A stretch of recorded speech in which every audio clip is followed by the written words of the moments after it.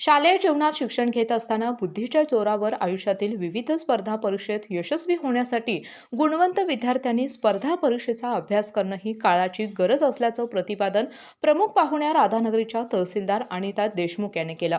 छत्रपती शिवाजी महाराज यांच्या जयंतीनिमित्त genesis college Radhanagari यांच्या वतीनं स्पर्धा परीक्षांच्या मध्ये यश संपादन केलेल्या विद्यार्थ्यांचा व विविध क्षेत्रात निवड झालेल्या मान्यवरांचा सत्कार सोहळा आयोजित केला होता।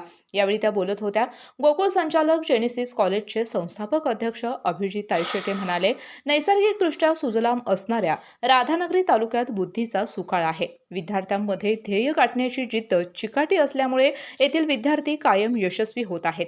शिवव्याख्याते विजयसिंह मोहिते यांनी छत्रपती शिवाजी राजांच्या स्वराज्याच्या मुहूर्तमेढीचा आणि त्यानंतरचा रक्तरंजित इतिहास सांगितला।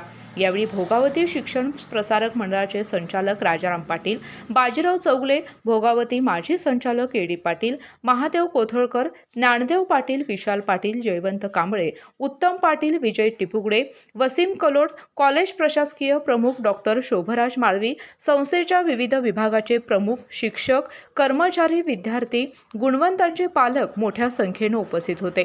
कार्यक्रमाचे सूत्रसंचालन विश्वास पाटील यांनी केले। केके न्यूज साठी राधानगरीहून मिलिंद कांबळे। स्पेशियस, लक्झुरियस, सगळं मिळेल अगदी मनासारखं। बटू बिल्डर्स यांचा नवीन गृहप्रकल्प गृहलक्ष्मी रचना। अशाच नवनवीन अपडेट पाहण्यासाठी आमच्या केके न्यूज चॅनेलला सबस्क्राईब करा।